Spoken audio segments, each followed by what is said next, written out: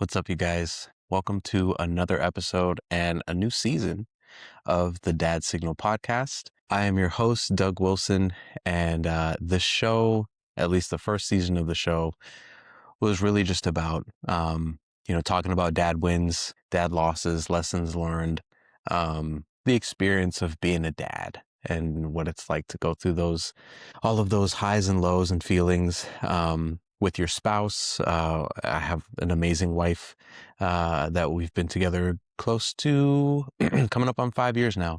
But the dynamic between yourself and your spouse as you're navigating being the provider and the head of the household. And if you have young kids, or if you have older kids, they used to be young, but that's where my life is currently. I'm 31 years old. I have a 7-year-old daughter, Avery. I have a 4-year-old son, Luca, and an 18-month-old, or 20-month-old, oh boy, 20-month-old son, Shiloh. So, yeah, this show used to be about just talking about those experiences, with work, with personal things that you want to accomplish, all of that good stuff. And if you've been one of the few that have been following along since, episode one, then, season one was a short season.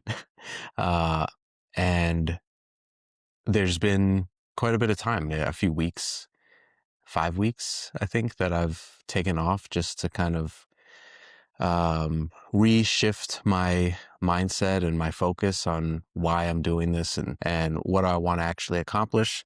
And part of what this week's episode is about. So excited to kick off season two. What you can expect from this show is a lot more intentionality around just talking about experience for the sake of talking about it, for the sake of just getting it off my chest, hoping that, others can relate. You'll notice that the scenery is a little different. I've relocated. I'll get into like what's been going on in the past 5 weeks, I guess. But I am recording out of our lovely garage, man cave, if you will. Right behind the camera is a uh, golf hitting mat, little practice putting mat, and you can see some of the net that that I've kind of shifted around and made some space for.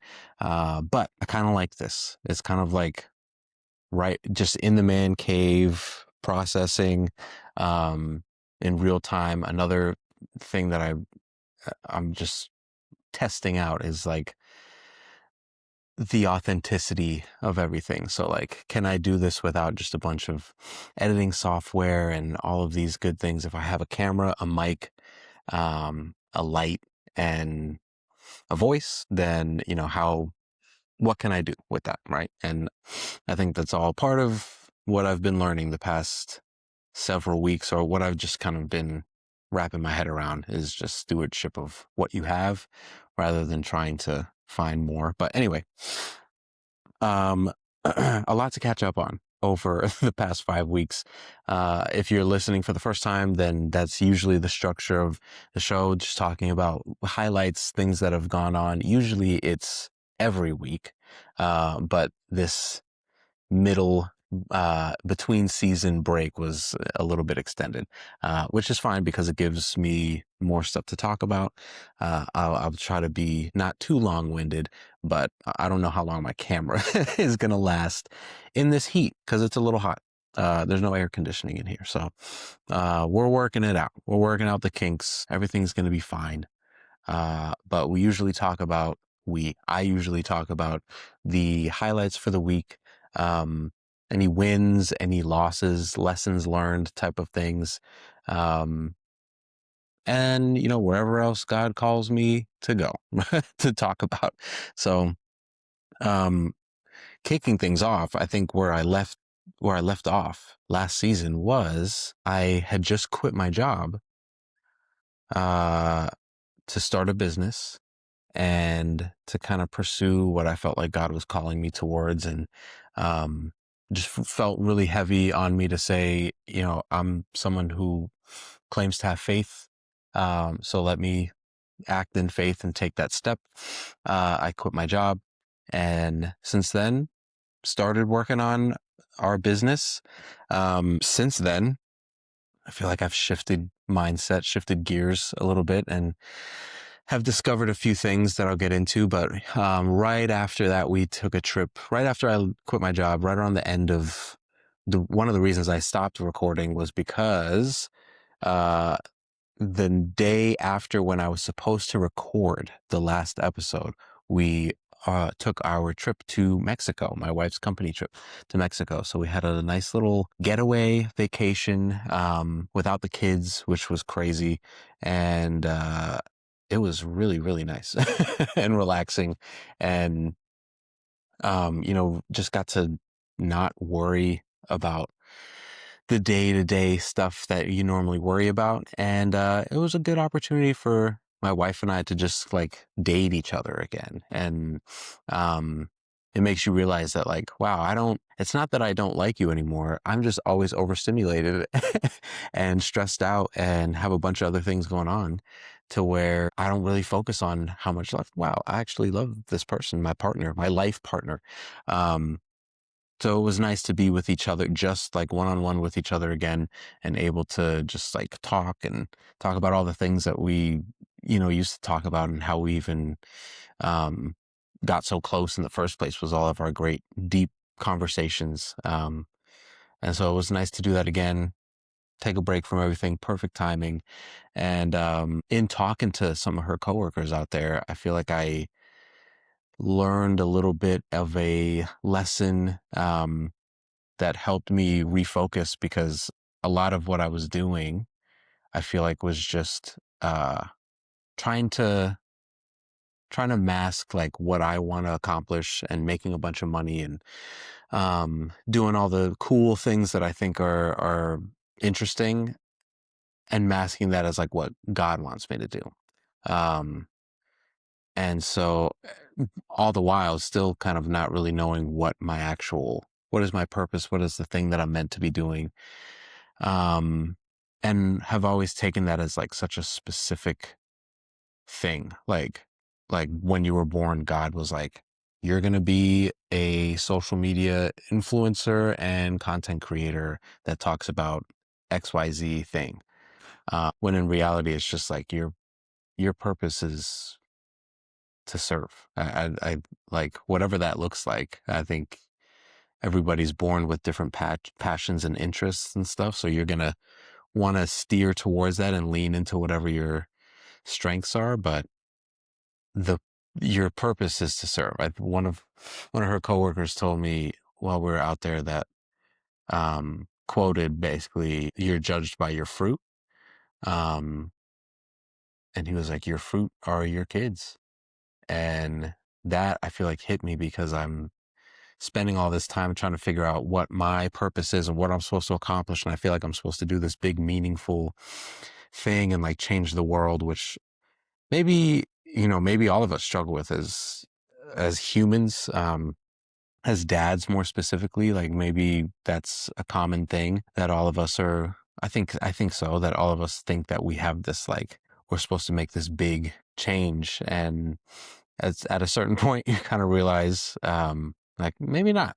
maybe I'm setting up my kids, because maybe one of them is going to be the ones that make this big wave, or maybe not. Maybe it's one of their kids, or maybe it's nobody, right? But we are, our whole lives we serve, and we go where God calls us, and maybe that's it. And maybe we don't become millionaires and accomplish all of these crazy things and be the big thought leader that I feel like I'm supposed to be, and like that's what everyone expects, and all of this different crazy stuff. So since then, that has resonated in my mind, and it's like kept replaying that you're judged by your fruit are your kids.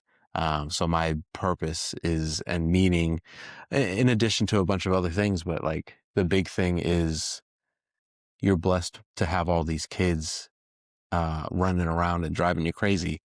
What are you doing to grow them the right way, and to teach them by example, and just provide those kinds of things, all the while trusting that God is going to take care of everything else that you're trying to have so much control over.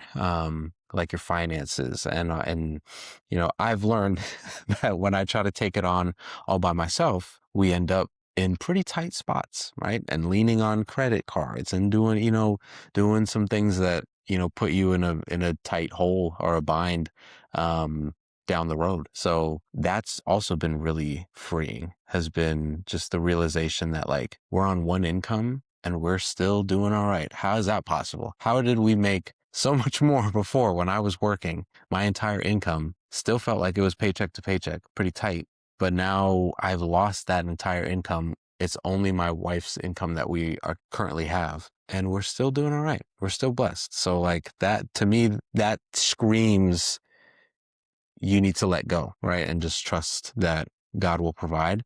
That doesn't mean do nothing. That doesn't mean just sit around and say like, oh, God will take care of it. And I'll just randomly wake up with a bunch of money in my bank account. But that has kind of, again, like reframed looking at having like a 9 to 5 job, and something that maybe like the last place I was working at didn't feel meaningful, didn't feel like I was making an impact. It didn't feel like the people really mattered to the organization. And that to me is a kind of deal breaker. For context, if I don't know why you would know this, but for context, I professionally do learning and development. I've done that for the past like 10 years, facilitated, consulted the whole ins and outs, the whole process of teaching and designing learning programs for leaders of corporations and organizations and stuff like that. So yeah, it means a lot for me that the work I'm doing, I feel like is impacting people. And it didn't feel like that was happening where I was working before. But this different mindset of like, I need to do what I need to do, but I don't have to try to force a paycheck or just take a job for the money. That is what I think the lesson was leaving my last job, or what it was supposed to be. But I took it as something completely different. It was really saying, if you feel so miserable here and like you're just wasting time, you shouldn't be here. Like, don't take a job just for the paycheck. And this is like such a large life lesson that people learn, but don't just work for the paycheck. You might feel like you have to take the job just to, make sure that there's food on the table and that kind of stuff. But I'm surprised, I'm shocked, honestly, by how much God has taken care of us, through family or just through, whatever means. We're okay. And I'm like, well, I can take the time that I need to take to interview and find a place that I feel like does that kind of work, does fulfilling, meaningful work. So it's allowed me to kind of shift and open and expand my horizons. And I'm not just looking at like the first thing I can find that pays a good amount. Plus, here's another cool thing. I'm being super sarcastic about this, but did you know that if you have a bunch of minimum payments that you're making on credit cards and loans and those kinds of things, that that's going to eat into your overall money that you have coming in? And instead of needing to just find jobs that pay more, if you focused more on paying off your debt, then you'd actually have more coming in. Does that make sense? Because that clearly is something that didn't make sense to me. And for the longest time have been like, oh, we have all of these bills. I need to make this much money so that we have this much left over after paying all of these bills, which so many of those bills are all just minimum payments for credit cards. So if those get paid off, if I attack our debt and pay those things off, that's so much money that we're getting back every month. And I didn't have to get a pay raise or do anything. I just have to shift my focus from discretionary spending to debt and credit cards and that kind of thing. Wild stuff. I know that it's literally how math and numbers work, but coming to that realization and, having the time now as I'm just kind of sometimes just sitting around the house. I know it's crazy. I am cleaning and doing a bunch of, I'll get into it, but I'm like big obsessed now with like yard lawn stuff. I'm coming into that true dad pocket, that true dad era.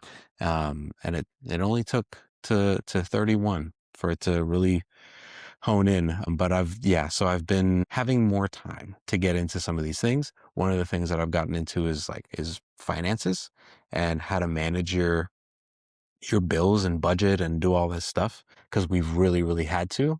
We don't have any margin really for error, so everything has to be mapped out. I've looked through like our bank transaction statements and all the bills and dates that they come out, and how does that line up with when we get paid, and what do we have left over, how much is for groceries, blah blah blah. But what I've discovered is, oh my goodness, does debt just sneak up on you? And when you try to control things like that by yourself, that's usually where that comes from. It's like, yeah, I'll apply for this credit card, it's fine. You have all the intentions to like pay it off, you have this whole plan, and then you realize like, I don't have to. So that's been my experience. But yeah, a huge realization. And now thinking of, because coming up, I've had a job interview yesterday. I have one tomorrow. So it's for two different places, and feel pretty good about both. Could be going back to work pretty soon. A more remote, balanced type of position, which would be really nice. And a good change of pace. So yeah, excited about that, and excited to have that income again so we can attack and get on the offensive and just really like chunk down our debt to where obviously that's going to help our credit. But it's going to just open up so much in our income that we can, really snowball, avalanche our debt payment, and then turn that into like an aggressive savings. And there's a plan there. There's a plan. So I'm excited to see how all of that turns out. But I also have been so worry free, and that's just not a common thing for me. But these past 5 weeks have really been like just relax, shift your focus, try to let go of control of things. So yeah, if you feel like maybe you feel like you're in a place in your life where you're like you feel like you're white knuckling everything, and everything is stressful, and it's affecting how you're showing up with your wife and with your kids and all these different things. Usually, or at least for me, a good indicator that you're trying to control too much. And maybe just let go a little bit and say, I can only do what I can do. And, God says to put him to the test, and he's a man of his word. He's going to take care of you. All you got to do is let him. And that has been a really big thing for me, that, I've just come to this realization that like, I don't have to do all of these things because I feel like other people think I should, or I feel like I should because that's just the expectation. If it's not something that feels meaningful, if it's not advancing, the purpose, and it's not serving, then like probably not something that I need to spend a lot of time on. And if I'm doing it, but I'm doing it for the wrong reason, then it's something that I probably should take a step back from. So, yeah, I don't know how we got down there, but my phone's on the ground and I have some notes. We were talking about Mexico and my shift in focus. That's crazy. I don't know if I've shared this in previous episodes. By the way, this is a beer mosa, and it is very good. I didn't know that it would be, but I'm happy that I tried it. And this reminds me of when I tell my kids that like, how do you know you don't like it if you don't try it? Take a bite. And most of the time they try it and they're like, this is actually not bad. Beer mosa, it's not bad. Yeah, so I was about to say, I don't know if I've shared this before. I do have ADHD, if you haven't noticed by now. But another big part of why I love doing this is to kind of just like get everything out that is in my head at all times. And if it helps one other person, then that's pretty cool. I can't be mad about that. So we also have going on, and I gotta know if there's some other dads that have experienced this, because I know this is big for a lot of people, but we're in that age range now where our kids are starting sports. Luca, who remember is 4, is getting started in T-ball. He's done it one season previously, which he did great. He's a stud. He just knows what he's doing. I don't know. He's got a good coach. What can I say?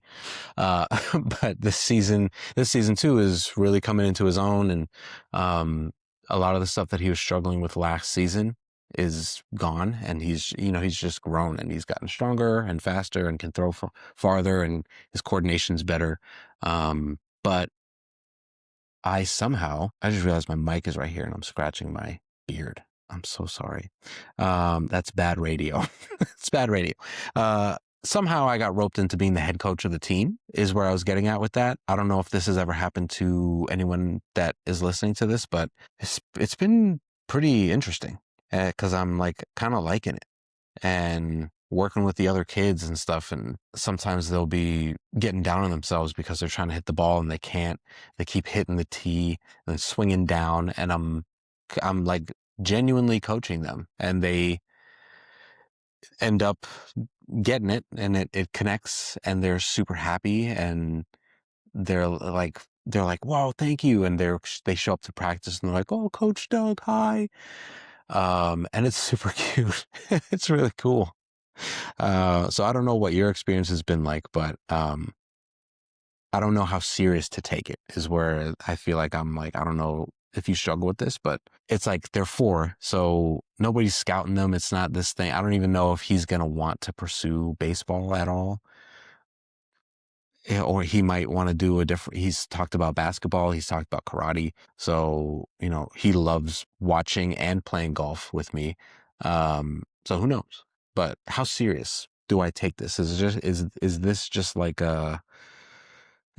it's cool, because there's like a whole parent group chat that we're like coordinating on practice and all these kinds of things. And I'm just like, I don't know if I should be in like work mode where I'm stepping up as a leader and really doing a bunch of stuff, or if this is like, just take it easy. It's kids, like just let them have fun, have a good time. All of that to say, on top of it, his big sister, Avery, who is 7, just started soccer. And so watching her at practice and watching her run around at the game, is so cool. I've never seen her in that kind of headspace, I guess, where she's like thinking about like, I gotta play I gotta be a good teammate and a good sport, but like really competitive and wants to win. Like at practice, she like scored a goal or she kicked it past somebody and was just like, getting after them. I was like, okay, good job. But like, we're literally on the same team. We're just practicing. So maybe that's the right place to do it, because she wasn't doing that at the actual game. But this is a cool time. It's cool to see like them starting to get interested in sports and try for things. Lucas sometimes playing T-ball will still get bored because he's in the outfield. He just has to wait for a ball to come to him. But when he gets it, he throws it to first. He knows exactly what to do. It's cool. It's cool. So that's been fun, is like getting into like the coach mode and kids in sports. And I can see why parents just like every season their kid is playing sports and they meet up for practices and they get, you get to know the other parents and you coordinate all these different things. It's cool. You're building a community. Your kids are learning team sportsmanship and like, working together and critical think. It's like, there's so many good aspects of it. A lot of games are early. I will say that, but it's good stuff.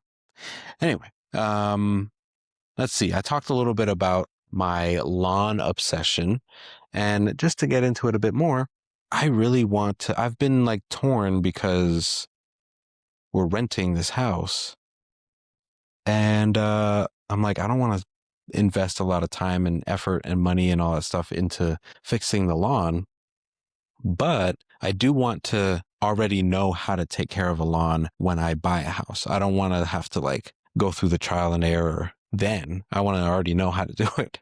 I'm like, okay, this might be a good time to try to learn how to, take care of the weeds kill the weeds. If you have to like reseed, and then like fertilize the mowing patterns and stuff like that. So I'm trying to get into that. That's been really cool. If anybody listens to this and is like, oh, I know exactly how to help, please let me know, because it's really, really, there's so many different products out there. And I'm like, some say they're fine. Some are just like really heavy chemically processed stuff. Some people say like just hand pick weeds. There's a lot, but it's been fun. I'm like every day looking at my front lawn that's just overcome with weeds, and I mow it and I'm like, it looks better than it did, because it's in some parts are growing larger than others and it's just inconsistent and looks nasty, but I'll edge and mow everything. I'm like, it looks better than it did, but this is all weeds. Like, what am I? I'll go 3 houses down and Buddy has like, you could putt on his front lawn. I'm like, how did you do that? I almost the other day almost went over there and just was like, hey, I remember watching you starting to do this. I think I saw him like aerating his lawn and like taking the machine that rolls over the lawn and digs little holes. So that when you seed the lawn, the seeds take better, and I don't know, something like that. But yeah, I want to learn how to do that. So I'm gonna I think I'm waiting for the weather to be right, but I think I'm gonna get something that I can like blanket spray, because there's no grass in my front. It's just all weeds. So there's no sense in getting something that's going to like save the grass and kill the weeds. I think I'm just going to like blanket spray, kill all the weeds. Then maybe aerate and like reseed and do all of that stuff, because I'm not going to get sod. That's a lot of money, and I don't have a lot of money. So anyway, that's where my head's at with lawn stuff. I'm obsessed, and that's just my personality, I guess. I just get really attached to things. And then maybe 2 weeks from now, I'll be like, I don't care. I'm on to to the next thing. But this thing has been pretty up there in terms of obsessions for quite a while now, longer than most of my like short-term little things. But golf has also been a great part of these past 5 weeks. Being able to practice and hear and stuff is nice. And just like, as someone with ADHD, this is like a true, I'm being serious type of thing. As someone that has ADHD, and the kind of how it presents for me is just rapid thought at all times. And to where I'm like, it's just overstimulating a lot of the times.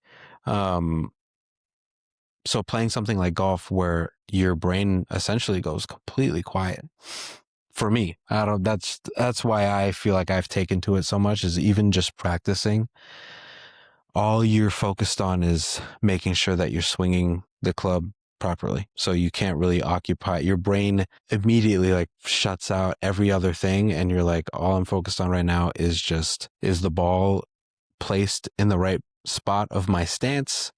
Am I holding the club with the right grip?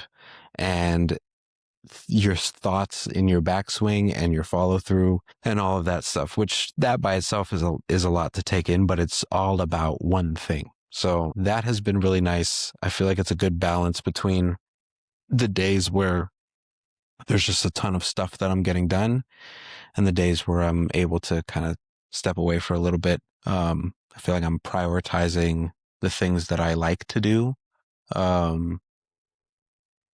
in a good rhythm with things that I may not necessarily love doing, but I know I need to do, especially with the time that I have being home and all that stuff. So the cleaning, looking after the kids while my wife works, improvements to the house, like cleaning out the garage, which was a big win. And literally the only reason why I'm able to do this right now, or else this would be week 6, not recording, or maybe this would be week 5.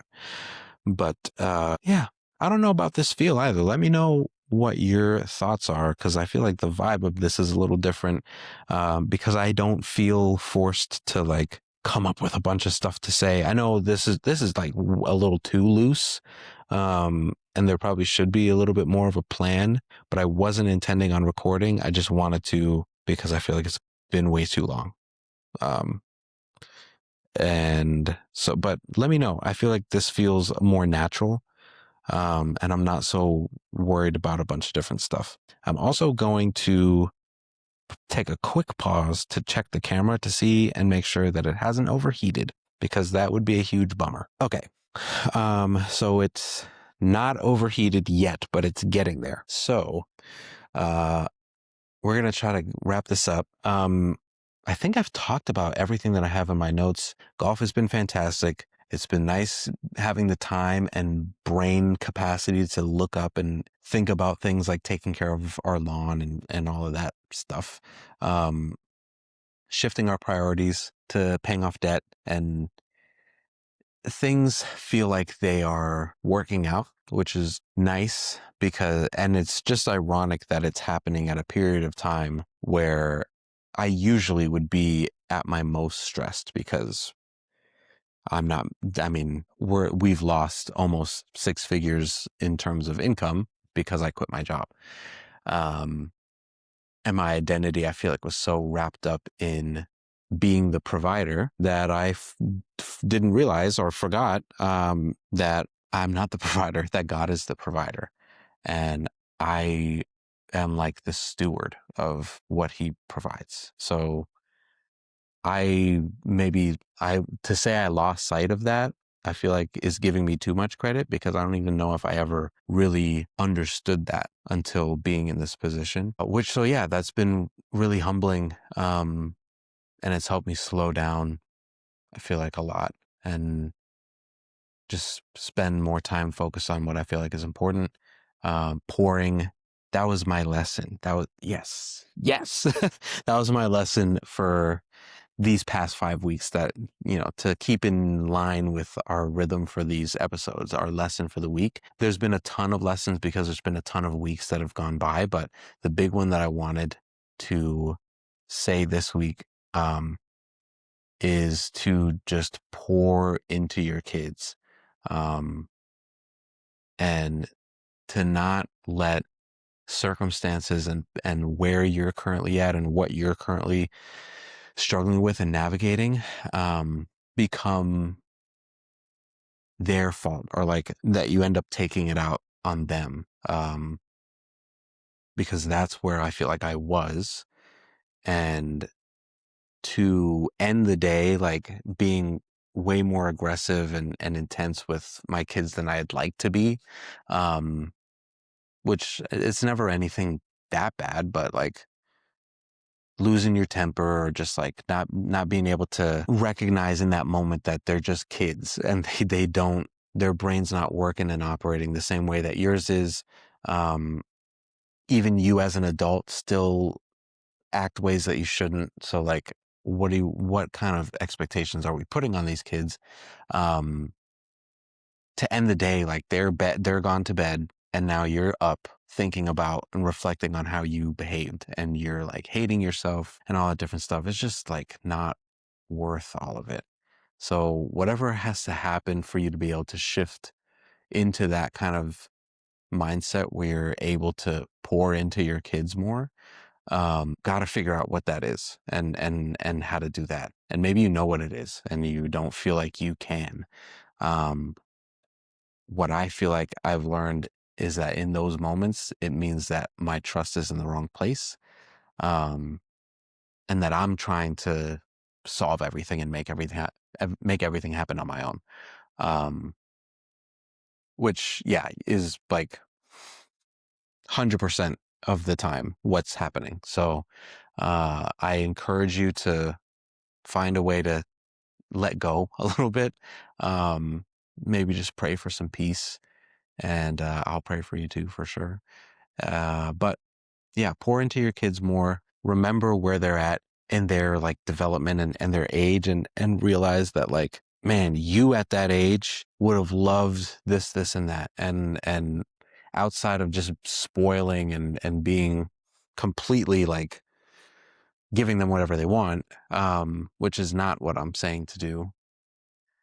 But pick your battles. Like, what is the reason behind what you're doing? Like, is it a power struggle, or are you genuinely trying to teach them something? And are you remembering the fact that they are just little kids, that from their perspective, the world is so new and unknown and like confusing. And it's our responsibility to make it less confusing for them and feel safe. And when we get in our own way and just let our frustration get the best of us, it's only making them feel less safe, whether you realize it or not. So that's also been nice. Just being able to hang out with the kids and spend time with them and see how much they actually enjoy when I'm around, and when I leave to go get stuff done and I come back to them being super excited. It's like I hear that thing that my wife's coworker said again, that it's you're judged by your fruit, and your fruit are your kids. So take care of your kids. That's the meaning. That's the whole, like, what am I here for? What is my identity? Is you were given kids to care for them. So do that. And how, by whatever you feel like that means between you and God, like that means by example for me, that I'm caring for them by showing them how they should be. I'm recording stuff like this so that they can watch it later when they're grown up, and some of the stuff that I'm talking about, maybe they're experiencing, and they can watch this and be like, whoa, wow, this is what he was going and dealing with, that, like, when we were little kids. That's crazy. And yeah, so that they know I love them, and that I'd do anything for them. So what does that look like for you? I think is like where I would leave it, and saying, like, think about if you've been struggling with identity and purpose and meaning and all of that. If you have kids, that's where you need to start, and then just kind of peel back that onion. What does it look like to be someone who really cares for their kids? And you'll start finding out what you're supposed to be doing. So on that note, great episode. Make sure that you mow your lawns, that you treat your weeds. Go check the mail, because you probably haven't done that in a while. I hope trash day hasn't passed yet, but if it has, you better find a dumpster or something. But until next time, it's been cool. We'll see you.